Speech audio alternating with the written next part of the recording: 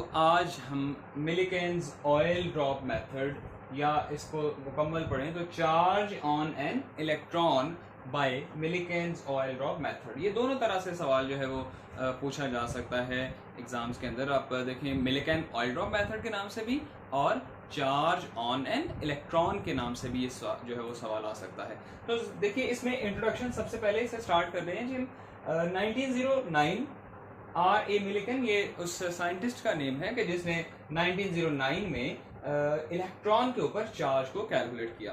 तो उसकी मैग्नीट्यूड कितनी थी, कैसे कैलकुलेट किया, क्या एक्सपेरिमेंट था, क्या उसकी कंस्ट्रक्शन किस तरह से थी, सारी वर्किंग भी हम उसकी यहाँ पर स्टडी करेंगे स्टूडेंट्स। तो देखिए, performed an experiment to calculate precise value of charge on an electron, यानी कि जो एग्जैक्ट वैल्यू है, जो प्रिसाइज वैल्यू है, उसको कैलकुलेट किया गया 1909 के अंदर। यहाँ पर जो मोस्ट इंपॉर्टेंट पार्ट है वो है इसकी कंस्ट्रक्शन, यानी कि हम इस एक्सपेरिमेंट में क्या क्या चीजें इस्तेमाल करते हैं और कैसे कैसे ये सारा प्रोसेस हो रहा है। तो देखते हैं।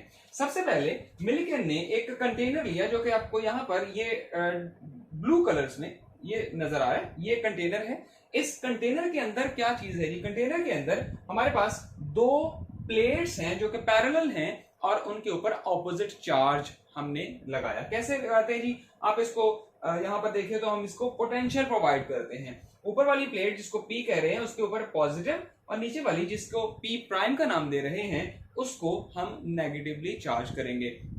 अब इसके बाद अगली चीज देखिए कि दोनों प्लेट्स के दरमियान जो डिस्टेंस है वो डी है, स्मॉल डी।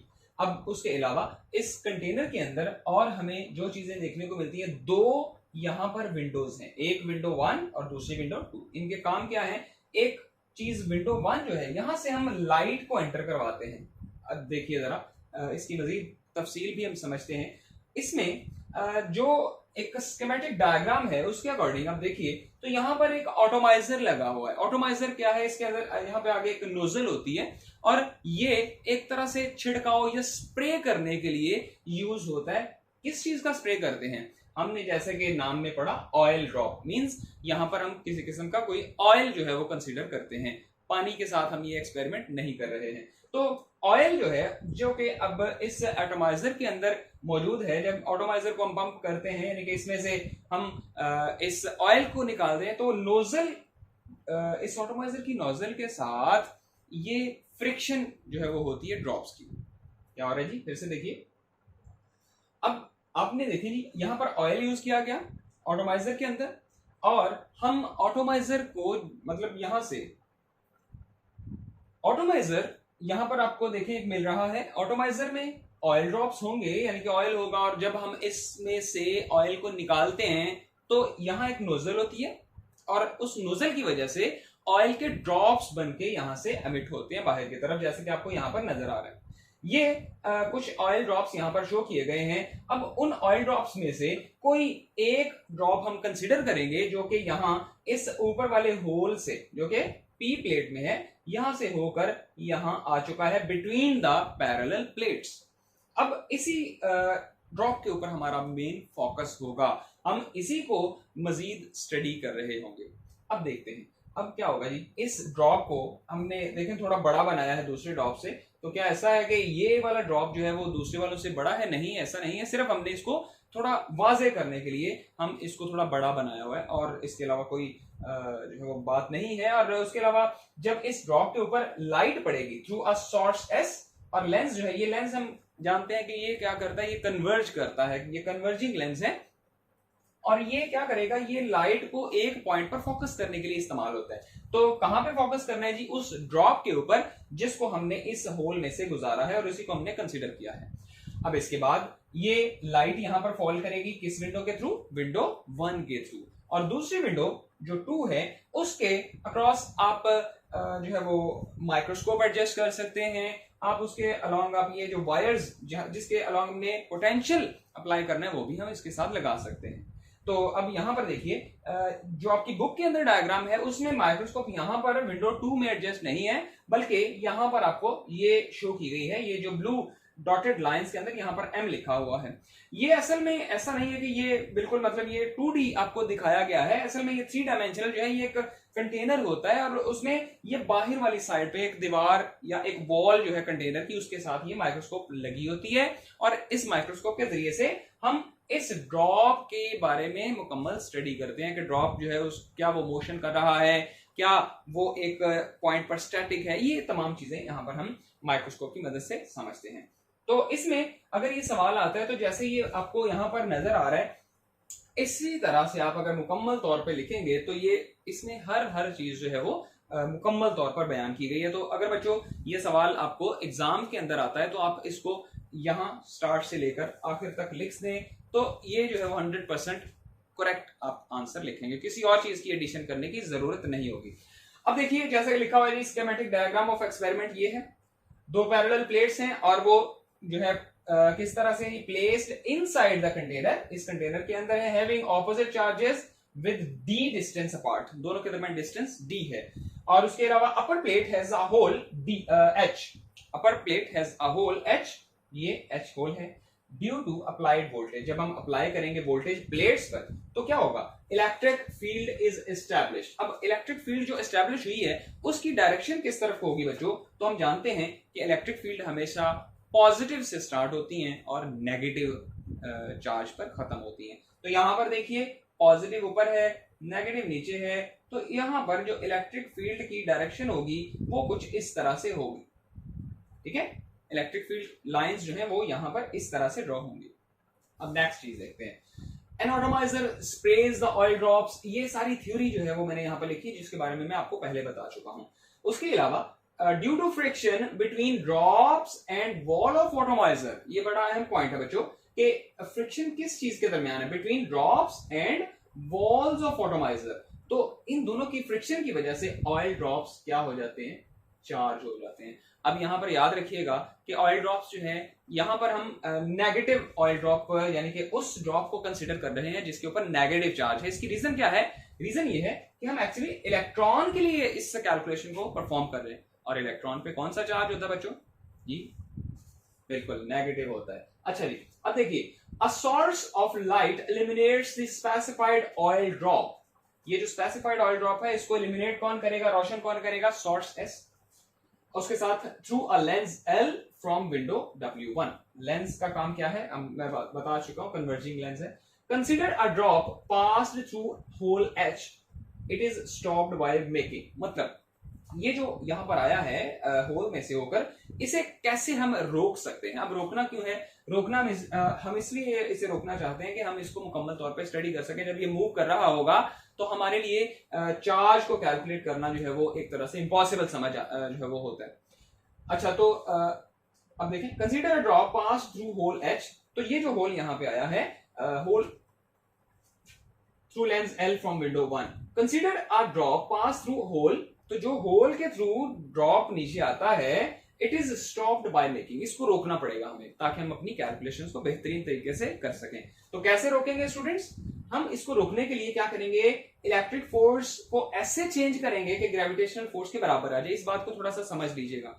इसका मतलब ये है कि कौन सी फोर्स इसके ऊपर अप्लाई हो रही है बच्चों। जब ये एक जगह पे इसको रोकना है तो कैसे रोकना है, एक तो बात ये है कि ग्रेविटी जो है वो इसे नीचे की तरफ खींच रही है, जैसे कि यहाँ पर आपको नजर आ रहा है ऑयल ड्रॉप के ऊपर ग्रेविटी की फोर्स नीचे की तरफ लग रही है। अब आपने यहाँ पर देखना यह है कि हमारे पास जो ऊपर वाली प्लेट है वो पॉजिटिव है और ड्रॉप के ऊपर कौन सा चार्ज है, नेगेटिव। फिर से सुनिए, ऊपर वाली प्लेट पॉजिटिवली चार्ज है और इलेक्ट्रॉन पे कौन सा चार्ज है या ड्रॉप पे कौन सा चार्ज है, नेगेटिव। तो अब ये ड्रॉप किस तरफ को मूव करने की कोशिश करेगा, ये ड्रॉप ऊपर की तरफ भी मूव करने की कोशिश करेगा, लेकिन क्या है कि ग्रेविटी नीचे की तरफ खींच रही है और ऊपर की तरफ जो है वो डायरेक्शन है इलेक्ट्रिक फोर्स की, जो किस वजह से आता है, ड्यू टू अप्लाइड पोटेंशियल।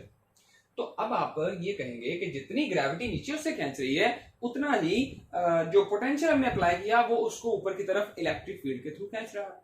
मतलब आप इसे कह दीजिए कि हमारे पास जो ऑयल ड्रॉप है उसके ऊपर लगने वाला जो ग्रेविटेशनल फोर्स है और इलेक्ट्रिक फोर्स है दोनों इक्वल हो जाएंगी। तो जब ये दोनों इक्वल होंगी तो हमारा ये जो ड्रॉप है ये स्टॉप हो जाएगा।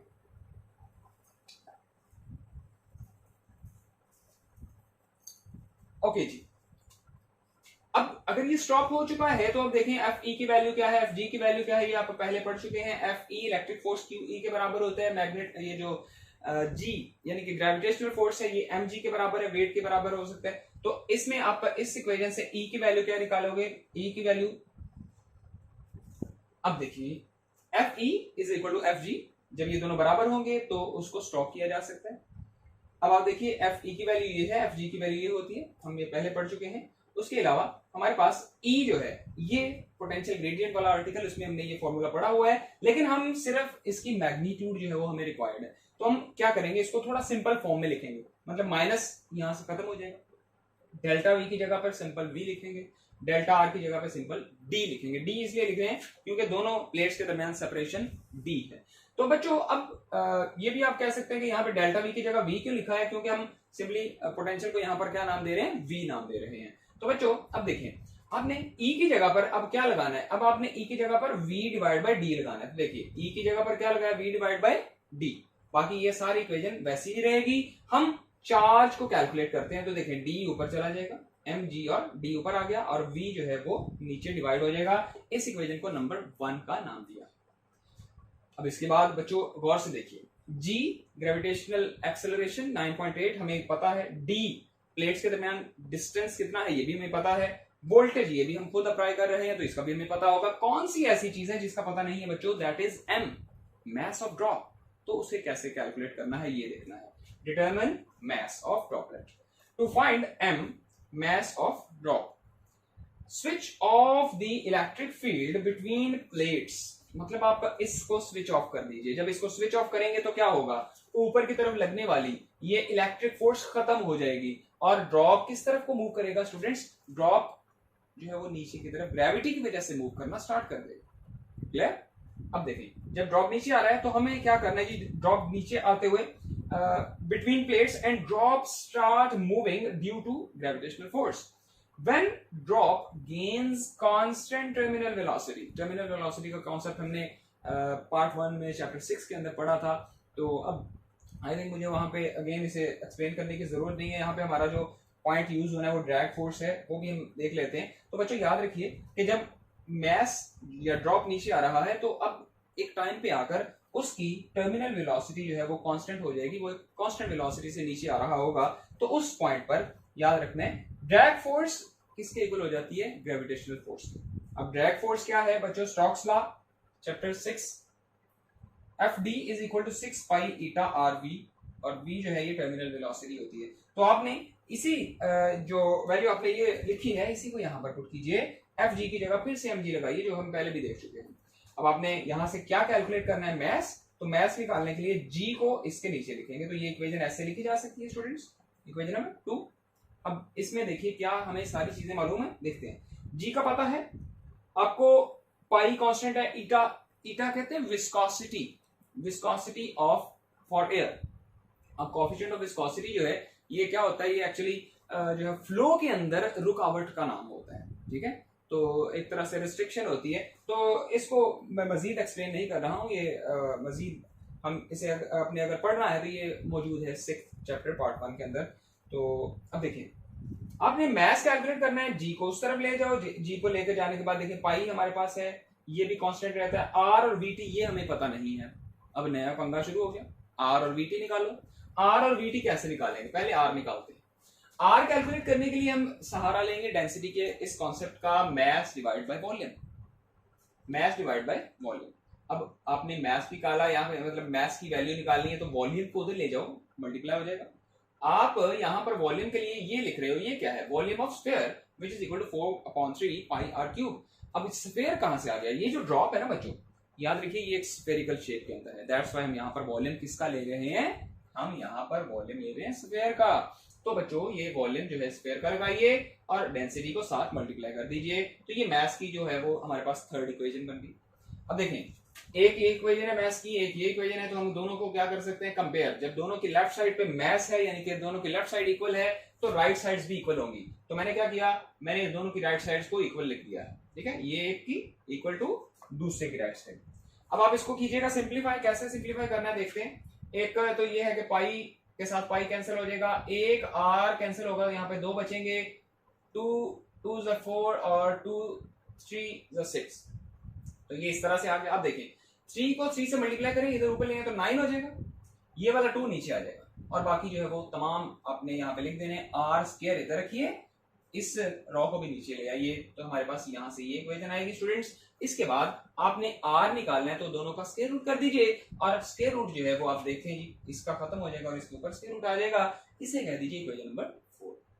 अब इक्वेशन नंबर 4 आ चुकी है आर, मतलब आपके पास आर मिल गया। अब आखिरी काम है टर्मिनल वेलोसिटी की वैल्यू कैसे कैलकुलेट करनी है। तो बच्चों ये डिस्टेंस का फॉर्मूला हमने पढ़ा, S is equal to VT, 9th class से पढ़ते आ रहे हैं बल्कि उससे पहले। तो S is equal to VT है, आपने जो v कैलकुलेट करना है वो टर्मिनल वेलोसिटी है, दैट्स व्हाई यहां पर हम v के साथ छोटा सा t यानी कि टर्मिनल वेलोसिटी पुट कर रहे हैं। तो बच्चों अब देखें s ओवर t यानी कि t को दूसरी तरफ ले जाएं, t डिवाइड हो जाएगा और हम टर्मिनल वेलोसिटी को कैलकुलेट कर रहे हैं तो वो हो जाएगी s ओवर t। अब ये s क्या है, s वो डिस्टेंस है जो एक ड्रॉप नीचे आते हुए कवर कर रहा है। जब हमने इलेक्ट्रिक फील्ड को खत्म किया तो इलेक्ट्रिक फील्ड खत्म करने पर ये नीचे आया, हमने पढ़ा। तो जब ये नीचे आ रहा है तो कोई डिस्टेंस कवर करेगा और कोई टाइम भी लगेगा। इस चीज को कैसे आपने जज करना है, इस चीज को हमने माइक्रोस्कोप के जरिए से देखना है और इसको जरा मैं यहाँ पर मजीद एक्सप्लेन कर रहा हूँ। देखिएगा कि आपने देखें, फर्ज करें कि यहां से नीचे गिराया, जब वो यहाँ 40 मिलीमीटर पर पहुंचा ड्रॉप, तो आपने स्टॉप वॉच को ऑन किया, स्टॉप वॉच को ऑन किया, जैसे जैसे वो नीचे जाता गया, जब वो 20 पर पहुंचा आपने स्टॉप वॉच को बंद कर दिया। अब आपके पास डिस्टेंस मौजूद है, यानी कि 40 में से 20 माइनस कीजिए, 40 माइनस 20 इज इक्वल टू 20, मतलब आपके पास s जो है वो 20 आ जाएगा और जितना टाइम उसने लिया है वो भी आप टाइम यहाँ पे लिखें, तो डिस्टेंस और टाइम दोनों को डिवाइड करने पर टर्मिनल वेलोसिटी आएगी बच्चों। और टर्मिनल वेलोसिटी का फॉर्मूला यहाँ पर भी मैंने लिख दिया s डिवाइड बाय t, इसको इक्वेशन नंबर 5 कह सकते हैं। अब आपने अगला काम क्या करना है, लास्ट में देखिएगा कैसे चार्ज को कैलकुलेट किया गया। ये vt और r की ये जो दोनों वैल्यूज है vt और r, इन दोनों वैल्यूज को हम कहां पुट करेंगे स्टूडेंट, हम यहां पर पुट करेंगे r और vt, तो क्या आएगा, मैस आएगा। बिल्कुल, अब इस मैस की वैल्यू को हम पुट करेंगे यहां पर, तो जब इस मैस को यहां पुट करेंगे तो फिर क्या आएगा, चार्ज आ जाएगा, जिसकी हम जो है जिसके लिए सारी डेरिवेशन कर रहे हैं। तो स्टूडेंट्स कंक्लूजन में लास्ट जो हमारी बात है उसमें देखिए, Millikan found values of charge as multiples of, इसके मल्टीपल आते गए 1.6 10⁻⁻19 कूलम, इसके मल्टीपल्स जो है वो आते रहे, मतलब पहले एक मल्टीपल है, फिर सेकंड, फिर 3 मल्टीपल, मींस के इसी के साथ मल्टीप्लाई हो रहे थे जो भी रिजल्ट आ रहे थे। तो अब देखिए फिर क्या उसने कहा जी, so he decided this value, ये वाली वैल्यू है, to be the minimum charge on electron. तो उसने 1.6 10⁻⁻19 कूलम को ही क्या मान लिया, चार्ज ऑन इलेक्ट्रॉन, मतलब इलेक्ट्रॉन के ऊपर इतना चार्ज होता है। तो ये मुकम्मल हमने आर्टिकल पढ़ा है। इस वीडियो में अगर किसी किस्म का कोई डाउट है तो आप कमेंट सेक्शन में हमें पूछ सकते हैं, सवाल पूछ सकते हैं किसी भी किस्म का, अगर इसमें कोई प्रॉब्लम आ रहा है। उसके अलावा अगर आप इस लेक्चर को एंजॉय कर रहे हैं, अगर आपको लगा है कि आपने कुछ सीखा है यहाँ से, तो ज़रूर इस चैनल को सब्सक्राइब कीजिएगा, लाइक कीजिए वीडियोस और share with your fellows as well. तो अब मिलते हैं जी अगली वीडियो में, अपना ख्याल रखिए, अल्लाह हाफ़िज़।